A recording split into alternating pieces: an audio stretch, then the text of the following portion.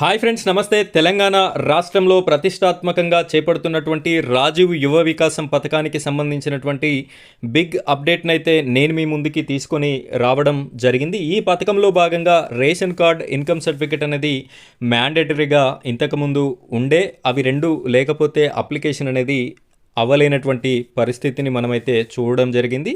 అయితే ఇప్పుడు దీని మీద రాష్ట్ర ప్రభుత్వం అయితే ఒక నిర్ణయాన్ని తీసుకోవడం జరిగింది. ఎందుకు అంటే చాలామంది కొత్త రేషన్ కార్డుల కోసం దరఖాస్తు పెట్టుకున్నారు. వారంతా కూడా పాత రేషన్ కార్డులో వారి పేర్లని తొలగించుకోవడం అయితే జరిగింది. ఈ రీజన్ వల్ల చాలామందికి రేషన్ కార్డ్స్ అనేది లేవు కాబట్టి ఈ రాజీవ్ యువ వికాసం పథకాన్ని వాళ్ళు కోల్పోయేటటువంటి అవకాశం ఉంది. కాబట్టి వీటి మీద రేషన్ కార్డు లేకపోయినా కూడా అప్లికేషన్స్ తీసుకోవాలి అని చెప్పేసి ప్రభుత్వం అయితే మార్గదర్శకాలని విడుదల చేయడం జరిగింది.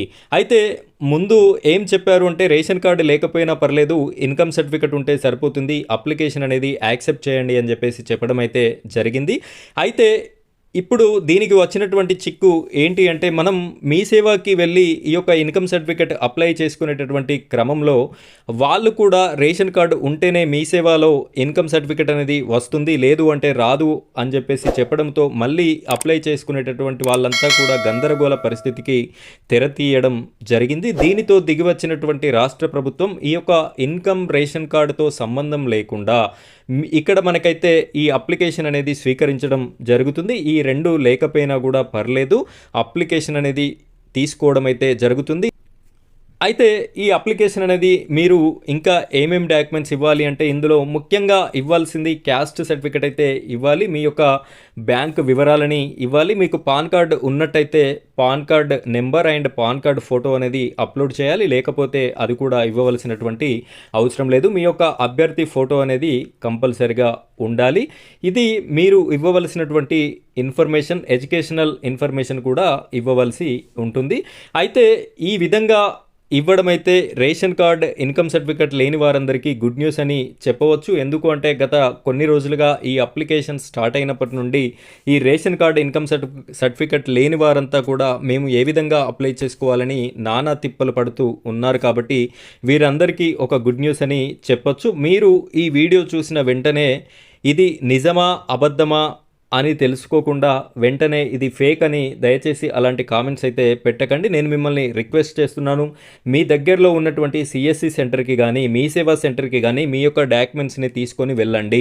ఇన్కమ్ సర్టిఫికేట్ ఎవరెవరికైతే లేదో, ఏ క్యాండిడేట్స్కి అయితే లేదో మీ యొక్క డాక్యుమెంట్స్ని మీరు మీ సేవకి కానీ సిఎస్సి సెంటర్కి కానీ తీసుకొని వెళ్ళి అక్కడ ఈ విధంగా మాకు ఇన్ఫర్మేషన్ చెప్పారు, ఇది నిజమా కాదా అని చెప్పేసి వాళ్ళనే అడగండి. మీ యొక్క అప్లికేషన్ అనేది తీసుకోవడం జరుగుతుంది, మీ యొక్క అప్లికేషన్ అనేది చేయడం కూడా జరుగుతుంది.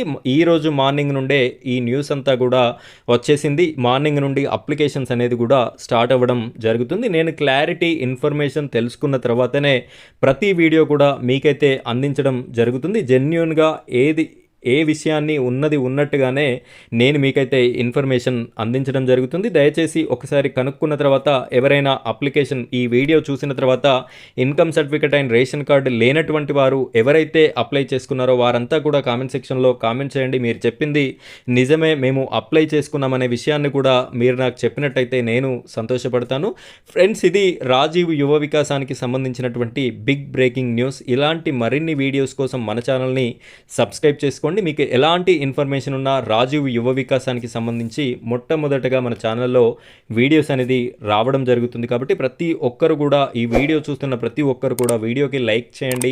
అదేవిధంగా మీ ఫ్రెండ్స్ అండ్ ఫ్యామిలీ మెంబర్స్కి వీడియోని షేర్ చేయండి. మన ఛానల్ని సబ్స్క్రైబ్ చేసుకోండి. ఇది ఫ్రెండ్స్ ఇవాల్టి వీడియో. మరో వీడియోతో మీ ముందుకు వస్తాను. Thank you friends, thank you very